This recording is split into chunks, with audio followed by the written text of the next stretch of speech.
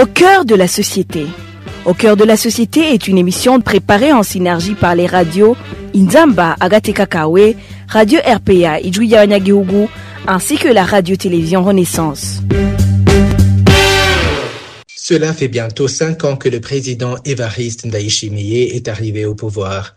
5 années marquées par des discours prometteurs, des engagements de réforme dans presque tous les secteurs de la vie nationale. Mais pour de nombreux Burundais, ces promesses n'ont jamais franchi le seuil des mots. Le président avait juré de combattre la corruption, de réformer la gouvernance et d'apaiser le climat politique. Pourtant, sur le terrain, rien n'a changé. Certains parlent même d'endurcissement. Dans ce magazine, au cœur de la société, nous revenons sur la situation politique actuelle au Burundi, un domaine clé qui aurait pu servir de tremplin vers une société plus apaisée et plus démocratique.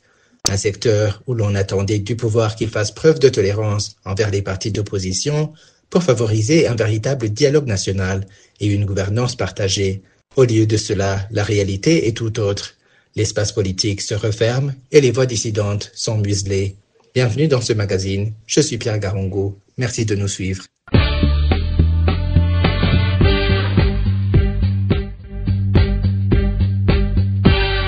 À mesure que les élections de 2025 approchent, les signes d'intolérance politique se multiplient. Le parti au pouvoir, le CNDD-FDD, d'où est issu le président Ndayishimiye, est accusé de chercher à éliminer toute concurrence. Sur le terrain, les actes d'intimidation, les arrestations et les manœuvres administratives contre les partis d'opposition se font plus visibles. Des organisations de la société civile, tant locales qu'internationales, ont tiré la sonnette d'alarme, mettant en garde contre une dérive autoritaire susceptible de compromettre la paix et la stabilité.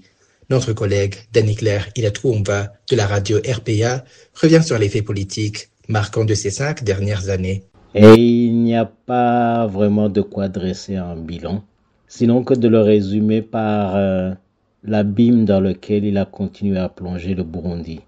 Je n'ai pas de mots pour décrire les malheurs des Barundi. Ces services continuent à tuer, les prisonniers politiques se comptent par dizaines de milliers, les disparitions sont quotidiennes, la jeunesse qui a échappé à la mort et à la prison ne rêve que d'une chose, fuir le pays par tous les moyens. La seule chose que je peux dire de ce régime CNDD-FDD, c'est que nous devons mettre en œuvre toutes nos forces pour le détruire. Ceux qui font le choix de participer dans les prochaines élections en sachant parfaitement ce qu'elles valent ne font que prolonger le malheur des Barundi et retarder l'issue du combat contre ce pouvoir maléfique. Je ne vois rien à dire de plus sur le régime du CNDD et du président Ndayishimiye, sinon qu'il est urgent de le détruire. Selon Maître François Nyamoya, secrétaire général du parti MSD, il est temps que les Burundais cessent de croire aux élections telles qu'elles sont actuellement préparées et qu'ils s'unissent pour un véritable changement politique. À cela s'ajoutent des révisions récentes de la législation encadrant les partis politiques.